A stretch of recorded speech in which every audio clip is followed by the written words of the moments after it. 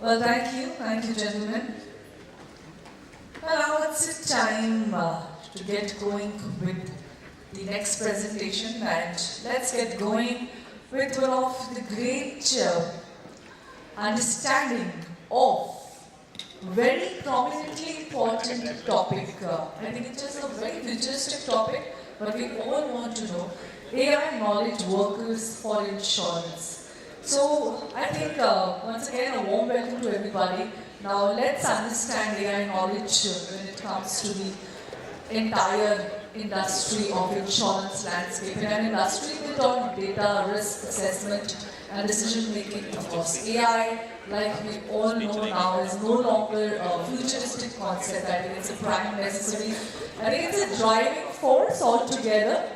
So behind all the efficiency, accuracy, customer-centric approach, I mean, wow, we should, I think, go for the AI analytics, and insurance at its core is all about trust.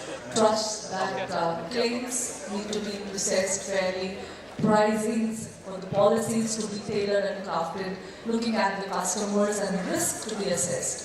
Well, to talk about this absolutely futuristic topic, but that's been like a very significant, I shall be calling upon Vaibhav Dobriyal, Dobi, co-founder and CPO LUMIQ. Can we have a huge round of applause for him, everybody?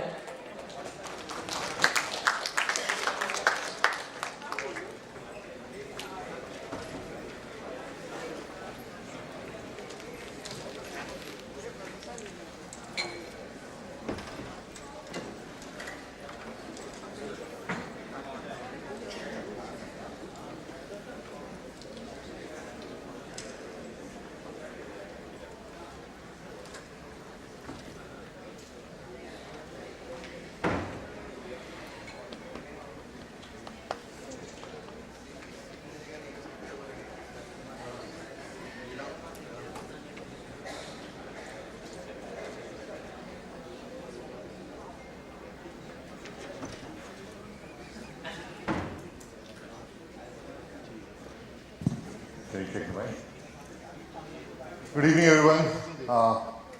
It's a pleasure to be here. Everybody has been talking about AI. I will try to keep it practical, not throw all the jargon that have been coming all your way. I know as an industry there is so much buzz around this topic that a lot gets lost.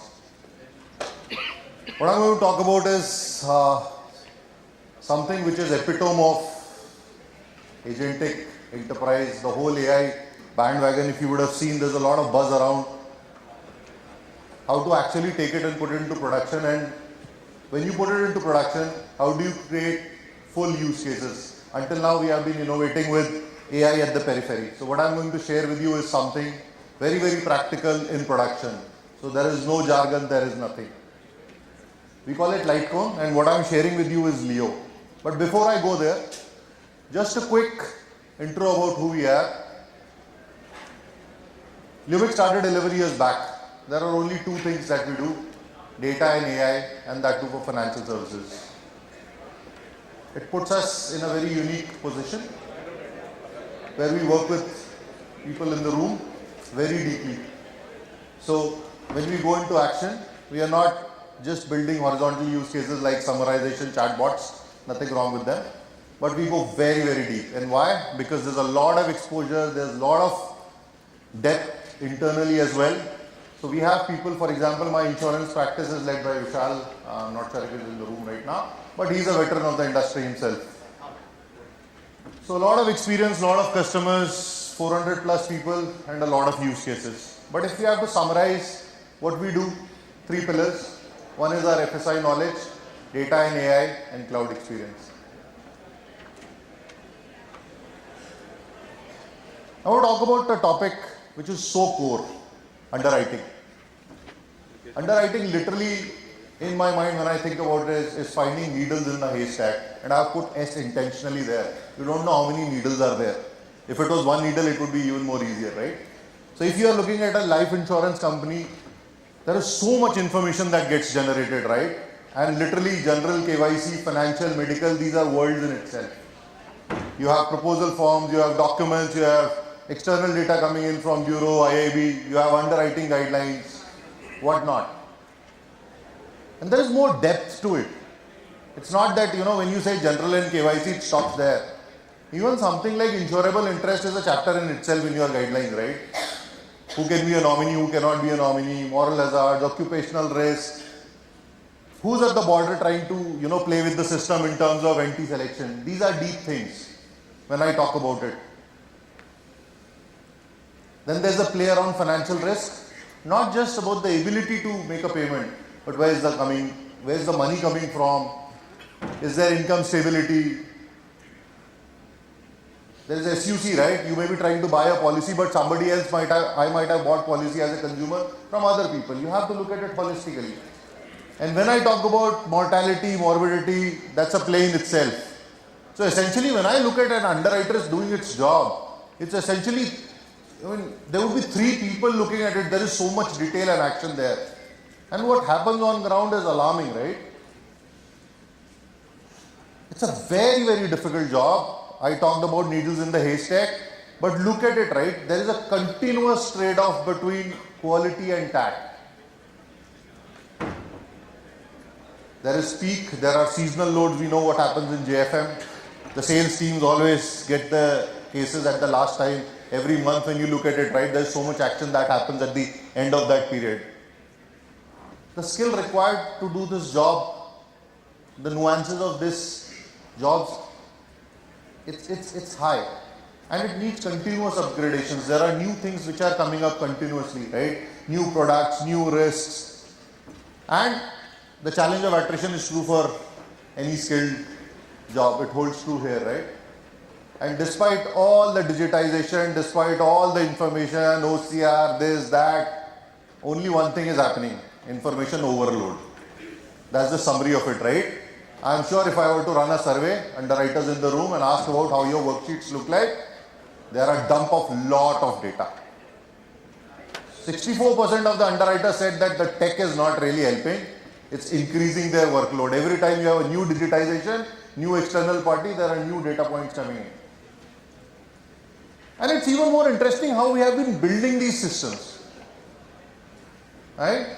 So when somebody, let's say, is trying to buy a health insurance from a general insurer or a policy, and I'm not talking about STP cases. STP is one business, right? Rules and everything. But let's park it for a moment and let's look at everything else. What's happening is there is an underwriting system. It has business rules. It has workflow engines. How they are built? Somebody looks at your guidelines, codes those guidelines into system, right? Then what we say, oh, it's not smart enough, so we'll inject AI from outside, right? So I'll build an early claims model and give it to the core system, right? Then, oh, I have to monitor that, I have to look at this risk emerging. Now I'm talking into a new world. I'm looking at where, your data warehouses, your platforms, your BI dashboard. So much action happening. And at the end of it, what you are trying to do is just underwrite a policy. And automation, the best of automation is broken. If that was the case, we would stop using the word OCR, extract now, right? But essentially, what's happening, what's wrong? If we look at this ecosystem, right, I think the biggest change that is coming in is gaps due to translation risk. I've completed almost 22, 23 years in the industry now. I think one thing I've seen continuously is business users don't understand tech and techies are not good at business, right? So somebody gives up, okay, I'm launching a new product. These are the changes required in the guidelines. Somebody will create a CR. It will go to your BRE. Somebody will make changes. And then we leave out something which come out in the audit, right? These observations. So one, there is a loss. There is translation risk. And then the intelligence is all siloed outside, fragile, broken. So, oh, there is a new format of salary slip. This is not supported by our current engines, right? For example. Business rules, AI, ML, everything outside, everything broken, siloed, right? And the worst thing, I have never met somebody who says with confidence that we can launch products very fast. So, we built all this over 30 years. And still, the fundamental question is translation risk. We are not fast enough. And if you look specifically into underwriting, the same questions translate. High TAT, high cost. audit observations, we are not able to move fast, right? So, as somebody who started with generative AI very early, we were one of the few companies in India. In fact, last year also when I was standing here, I presented something on this. But then what we started looking at, we said there is an opportunity to transform the whole thing. Look, rather than looking at it in silos, let's look at the whole thing. And that's when I thought, okay, what is the basic premise of underwriting? If we had a very smart, experienced, seasoned underwriter, they would know the guidelines, they would look at what has come into the documents and they would quickly underwrite. But these people are far and few, you can't scale this model, right? So what we thought is, okay, if you were to take this and take what is happening in the generative AI and build something, right, how would it look like? And that's how Leo was born. Leo is an AI knowledge worker, it's an underwriter. And what it actually does is, and I'll show you, what it does is it takes your guidelines as your core, right? And from there it starts. And then you can set up your guardrails depending upon the risk. It's like you set decision rules for a junior underwriter, right? So similarly, you set decision rule limits for it. And then based on that, you can gradually groom and let it move into a more automated ecosystem. It moves your underwriters to a true manager's position, and where it's more like human in the loop fixing, where either it's not able to operate, maybe there's a document that it's not able to read, maybe there is information pending, right? And then for the rest of the cases, it's able to take decisions independently. So what I'm calling is not an assistant, but more like a collaboration with AI, which is fundamentally different from a co-pilot approach, right? And are we saying that you throw whatever you have? No, they all move into a system of record bucket where you pass your information that, hey, this is the decision, this is everything, and it goes into your system of record as, process. Now, what have we picked up as learning, right? Because everything now goes to guidelines, and guidelines are written in pure plain English. So you get away from that translation risk. You can change your guidelines faster. We are building backtesting capability. So if I bring this guideline change into this product, how would it look like for the cases that I have underwritten in the past? It is something we all dream of, right? I mean, you run something, there is no way to backtest even in your best of the BREs today, or even if you have, it's difficult to, understand it from a tech. You need translators to take charge of that process. You can launch new products faster, and you don't have to wait. That's the best part of it. And I'm not talking about STP cases. I'm talking about cases which need manual attention. STP is anyways a solved problem of sorts, right? But here you have zero touch because you don't have to wait. Leo is already doing the job. And obviously there is cost reduction, right? It's like bringing cloud into core operations. It's a similar kind of philosophy. So when you look at our vision is very simple. Until now, we have been a data and AI player. Now we are looking at us not just as a data and AI company, but as a company which does work, which provides workforce, right? And what are we working on? Leo is already in production since November 24. We are building many more avatars. So idea is, if there is any business process which has a guideline, which operates, requires any of this intelligence, can be brought in. In the process, of course, as you would explain, there are horizontal agents, research assistants and everything which we had to create. But one question that we continuously ask ourselves is, what is it that we are able to bring or do differently compared to many other players? I'm sure you would have seen many players.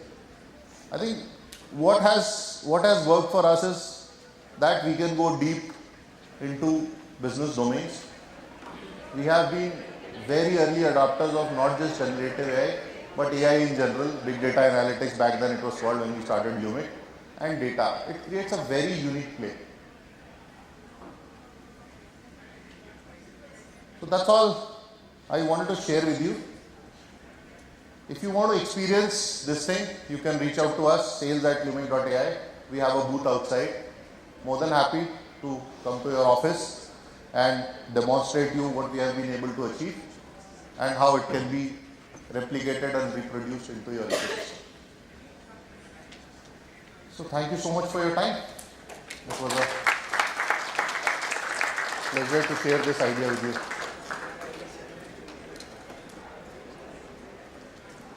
Do we have time for questions?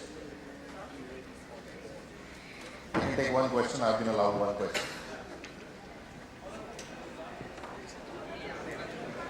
Somebody has a question? I can take a question.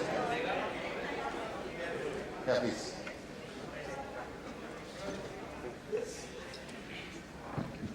So I'm Jay Govind Tripathi from Sorigin Insurance Broker. My question is, the tool which you are building, is it only for like health and life insurance proposal, or you are also ready to offer this tool for the commercial line of business, which is done by general insurance company and say the insurance brokers? That's a great question actually. See, like I said, what is the core capability here? The core capability is I have AI knowledge workers. It's like a fresher who has passed. Right now I have taught them insurance, I have taught them underwriting. I have the capability to teach them anything. Right? So let's say you have marine insurance. Sorry, I'm not an expert in marine insurance, but let's say there is marine insurance, I'm insuring a ship, or in a similar parlance, let's say I'm doing a corporate underwriting of a loan. I can take the same concept and build it there. So that's the core IP that we have created in this process. That's how we are using technology. So to answer your question, yes, it is possible. All it requires is, we have to organize those building blocks and it can do anything. And that's the intent actually. Because see, what has been happening in the industry is, like I always say, everybody is innovating outside. Everybody is thinking that, my core will not change. This is the time when AI will come to the core. All our systems that we have, policy admin systems, claim systems, these are going to be just system of records. After we do everything, we will push data there. We are not. So the whole of the intelligence, whole of the smartness, AI will come to the core and everything else built up around that, because that is the only way when you can truly leverage or harness the power of this technology. Peripheral model doesn't work. We have seen it over years. I mean, Textract, OCR, great example. It has never worked. That's all I have to share on that point. Okay, thank you so much. Great, I think. Can we have a huge round of applause for such an informative thing? I'll request you to kindly stay back on stage, and I'll invite Mr. Kishore T. Kanchandani, Chief Risk Officer, Magma General Insurance, kindly come up on stage to felicitate Vaibhav Dobriyal, Dobi, co-founder and CPO, LUMIQ. Extremely knowledgeable, and I must say, very futuristic topic, but a very important one. Can we have a huge round of applause, everyone?